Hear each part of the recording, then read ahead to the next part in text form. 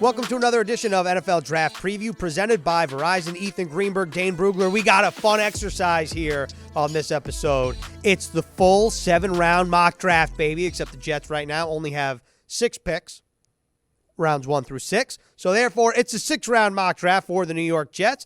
How difficult was it for you to put this list together, Dane? Well, now that we're through free agency, it's that's a big step. We have a better idea of what the needs look like, the directions they could go with the current roster sits. But obviously, there's still some unknown about some of the players currently on the roster and what's going to happen there. Some of the position battles. So by no means is this an easy exercise. But I think with all these picks, they at least make sense for maybe a direction that this team could go. All right, without further ado, at pick 13, the New York Jets go with who, in your opinion? Paris Johnson Jr., Ohio State left tackle, all 6'6.5", 315 pounds of him. This is a big but pretty fluid big man. He's got the frame that you want. He's filled out. He comfortably carries that weight. But he also has athletic gifts. He can recover well, quick out of his stance. He's rangy as a zone blocker. He can reach, he can seal. He's got some meanness to him, but he's also a well-schooled player on and off the field. He's a 4.0 GPA kid in high school, fluent in Mandarin Chinese. He earned his degree at Ohio State in less than 3 years. So this is a guy that is well-versed in a lot of different subjects. But he's also very, very coachable. And he was the leader of that offensive line, the offensive line room, the practices.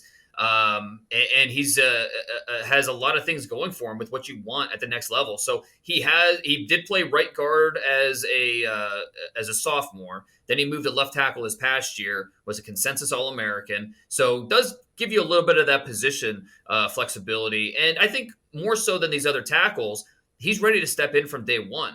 And, regardless of what the situation looks like on that offensive line, with who's at left tackle, who's at right tackle, who's healthy, I think Paris Johnson and that addition gives you some options with where you line guys up and getting the best 5 out there, as well as giving you that long-term vision at tackle. So this is a good player at a position that this team can afford to, add some more depth that's going to help them win right away.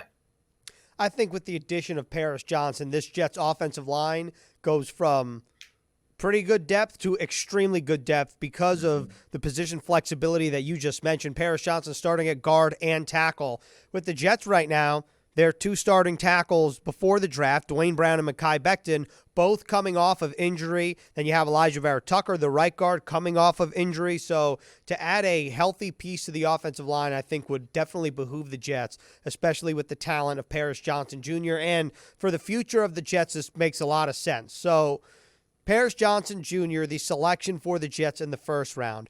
All right, this is where things get interesting for the Jets because reportedly the New York Jets traded Elijah Moore and their 3rd-round pick in exchange for pick 42 from the Cleveland Browns, which means the Jets now have picks 42 and 43 back-to-back in the 2nd round. Who are you picking, Dane, at 42? Well, we might as well just stay in the Big Ten, right? And they produced offensive linemen. And let's go a little west to Minnesota, and let's draft a gopher. John Michael Schmitz, 6'3.5", 300 pounds, 6th-year senior. He's 3 years older than Paris Johnson. But he's a guy that has seen a lot of football, played a lot of football, 57 games played at Minnesota, and he got better, I felt, with each year. He's has the frame, has the mass, has the play strength, but he's also very skilled with his hands, with the base. He both as a pass protector, then in the run game, he will drive you from your spot and physically move you. Understands angles, has enough range so he can pick off linebackers when he climbs. And it's another guy that check the box in terms of football character, in terms of the mental toughness, that blue collar mentality. His dad is a carpenter, his mom's an electrician. Like that's real. That's not just saying that. That's the type of blue collar mentality that he grew up with, and so he is a guy that another one ready to step in from day one. Now, you do ask yourself, okay, can he play guard as well, or is he a center only? He only started at center in college, so that's one of the questions with him. But the play strength, the finishing attitude, I feel really good about him competing for that starting center job right away in camp. Okay, so adding Paris Johnson and doubling down on the offensive line. Joe Douglas, do you have a conversation with Joe before doing this mock draft, or he's just playing to what he likes? I say we know what Joe likes, and so let's lean into it. Yeah, okay. This is like, it's like if you were cooking a meal for someone coming over. They didn't tell you what to do, but you know what they like. So this is what we're doing here on this episode of NFL Draft Preview. So the Jets have 2 offensive linemen in this exercise. What would you think of the way the Jets O-line shapes up with the addition of Paris Johnson, with the addition of John Michael Schmitz? Look, you want options, right? I mean, you laid it out how injuries they took a toll last year, and what that does to the your offensive line and then the rest of the offense. I mean, it's a ripple effect. So adding depth is never a bad thing. You want guys to compete in camp. You want those battles. Let the best man win. And if even if that's not your second round pick, but you want guys to push the other offensive linemen in the room. And I think that's exactly what they would do with these 2 additions. And, all 32 teams need more help on the offensive line. This is not just a Jets conversation, but if you're willing to invest in the trenches, I don't think you ever really regret it. The Jets had 9 different offensive line starting combinations in the 2022 season. I think this is definitely a good way to have a solution if the injury bug were to ever bite the Jets again at that position. So with that being said, the first 2 picks are Paris Johnson Jr., offensive lineman, Ohio State, who, by the way, in this scenario, there's a scenario, in my opinion, where Paris Johnson doesn't necessarily see the field a whole lot because of the play of Dwayne Brown and Mekhi Becton, assuming that they're both playing at a high level, which is just very interesting when you're talking about the 13th overall pick. Something to keep in mind. Then the Jets get a starting caliber center in John Michael Schmitz, Minnesota. And, of course, right after pick 42 comes the Jets again, like we said earlier, at pick number 43. Dane, you have the Jets selecting Wisconsin defensive tackle Keeanu Benton. Why is he the right pick for the Jets based on player, position, and need? Yeah, Wisconsin native, 6'4", 310 pounds. And I think that when you look at the Jets scheme and what they want up front, they want guys that can stop the run, but also can give you a little bit of that upfield disruption. And that's Keeanu Benton. He was a nose tackle in Wisconsin's basic 3-man front with what they do. And so he didn't get a lot of chances to get after the quarterback. But during Senior Bowl practices, when he was one-on-one, he showed a lot of that quickness that you wanted to see. He showed some of the movement skills and the ability to work off contact. Even had some rush moves in there where they cross chop. So, there's a lot of things about the film that you liked, and then a lot of things at the Senior Bowl practices that you liked. Him as more of an interchangeable tackle. You want to play the nose. You want to play over the B gap. He can do those things, and you're not drafting a specific position-specific player with Keeanu Benton. He gives you some of that versatility. So if he's still there in the 3rd round, I think this would be an absolute steal and a guy that is going to see pretty meaningful reps from day one. Yeah, what's his brand of football? Because the Jets lose Sheldon Rankins in free agency. They lose Nathan Shepard. They re-sign Solomon Thomas. Defensive tackle is definitely a quote-unquote need for the Jets. But the Jets like defensive linemen, specifically interior linemen, who like to get upfield in a pass rushing capacity. So all that to say, what is Keeanu Benton's brand of football? Does it fit New York Jets football? And I think if you're just going on the tape, you're seeing a nose tackle who, has got that push the pocket power, but you also see the upside of what he could be in a different scheme. And that's, more of an upfield scheme. And he shows that quickness, the ability to get off the ball. And so, we saw it during Senior Bowl practices. I think that the flashes that he did show gives you a lot of optimism about what he could be as more than just a simple fire hydrant in the middle of that defensive line. So he's there's a lot to like about him, and he's a rotational player as a rookie, someone that you feel comfortable in any situation, and then the role would only grow from there. So in the third round, to me, this would be a home run pick and the exactly type of guy that you're looking for. Look, I think you're catering to your audience here. 2 offensive linemen catered to Joe Douglas. 1 defensive lineman catered to Robert Saleh. Now let's double down on the defensive lineman.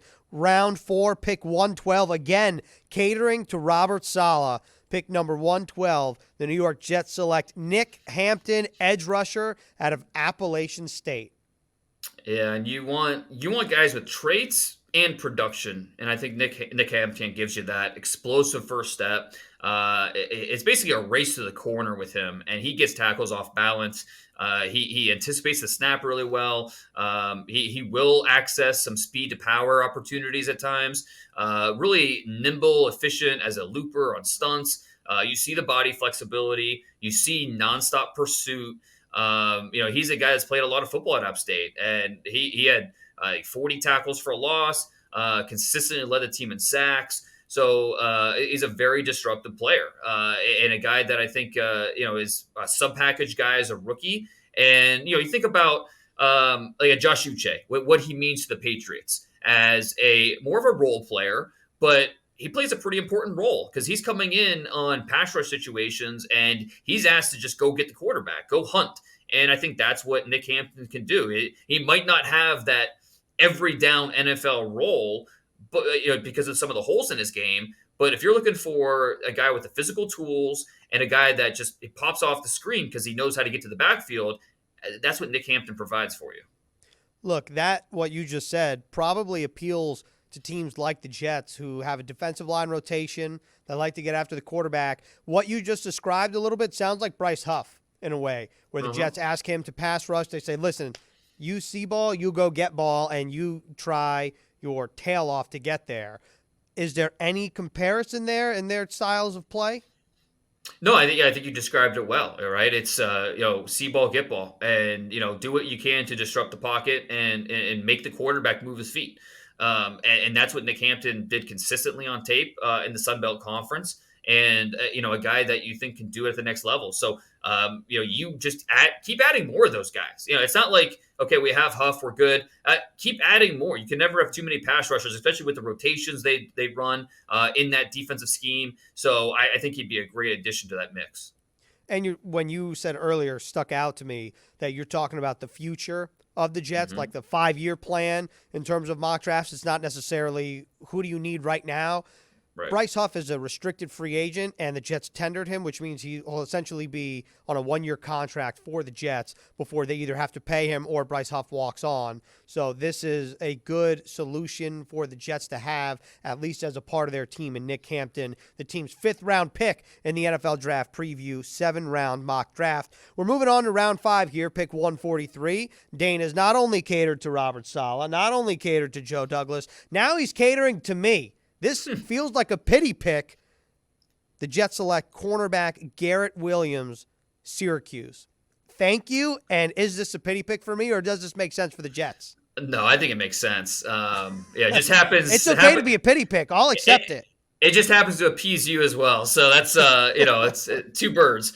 But Garrett Williams, if not for his ACL injury back in October, we'd be talking about him as a potential top 60 pick, right? A second rounder maybe. But now he's got that discount sticker on him because of his midseason injury. And as long as the medicals, teams obviously got a better chance to understand the knee and his rehab at the combine. As long as there's no questions about that, any long-term lingering issues, you feel good about drafting Garrett Williams at this point. We're in the 5th round. We're at a point in the draft where you make investments in talented players, and that maybe for one reason or another they fell. And Garrett Williams, one of those guys, because of the ACL injury, he's here, he's available. But this is a guy on tape that has outstanding footwork at the top of his routes, a really loose mover. The ball production was outstanding. I mean, he as a freshman, he led the ACC in passes defended. So he actually had his first interception back in 2020 was a pick six against Trevor Lawrence. The only pick six Trevor Lawrence has thrown. Garrett Williams has. So this guy's played a lot of football, gets his hands on the football, wore the captain C on his jersey proudly. I mean, he was a big part of that locker room. So as long as the knee's okay, the doctors sign off, I think this would be a nice little investment here for the future in the fifth. Look, you said a top 60 pick if he didn't hurt his knee. I don't know. Smells like a top 10 pick if you ask me. No, I'm kidding. But Garrett Williams as a Syracuse fan, as much as there could be for Syracuse football. I'm not the biggest Syracuse football fan, but I try to watch the games when I can. He's definitely one of the players who popped for the Orange throughout the course of the last couple of years, especially this year. So with that being said, let's put a bow on this puppy. 7-round mock draft. The Jets' final pick in the 2023 NFL draft comes in the 6th round, pick 207, and they go to the backfield with Deuce Vaught, the running back out of Kansas State. Yeah, I thought about doubling up with another Syracuse back, but it's not make you too happy there. Let's go with let's go. You got to Deuce keep Vaught. me on my toes. I appreciate it. Right, exactly. Deuce Vaught from Kansas State. Look, he's the size is what everyone talks about, so it immediately stands out. 5'5" even, not 5'5" and a half, 5'5" even. So just rare size, but man, he is fun to watch. He's a space back. You want him a satellite back. You want him in space. You want him away from the congestion. Let him go create that low center of gravity that he has, the quick feet. He's always what I loved about him, because he doesn't have maybe like that elite top speed, but he rarely runs in a straight line. He's always drifting, always creating these difficult angles for tacklers. He has a natural feel for that. So yes, do you worry about the size limitations? Yes, in all phases, running as a runner, as a blocker, as a receiver, you worry about the size, and that will probably diminish his NFL role. But he maximizes every ounce of talent that he has with these playmaking sparks that will occasionally create a wildfire. He has that. He doesn't have punt return experience, but I think it's something he could do. Again, he's a guy you want to bring in and just find ways to get the ball in his hands and let him go create. That's what he does the best. He's the son of an NFL scout. He's a small player, but a big heart. It sounds cliche, but it really is the case with him. So I don't think that he's a player that, immediately you look at and say, oh yeah, I want him on my team just by looking at him. But then you watch his tape and you're like, okay, let's find a way to get this guy on our roster. Is he the closest thing to Darren Sproles in terms of the way they play and the height? Yeah, there's just not many guys. I think Boston Scott for the Eagles is maybe the only guy currently in the NFL who's kind of in that mold. But there's not many guys. Sproles, the Kansas State connection, obviously. But yeah, that's Sproles, I think, was a little bit bigger in terms of his build and some of the role that he could have. But you know what? If Deuce Vaught is able to carve out a similar type of career, I don't think people would be too shocked if he was able to do that. That is the perfect way to end the 7-round mock draft. I think Jets fans would be happy with the job that you did here, Dane. So as always, thank you so much. We'll talk to you next week. Thanks, Ethan.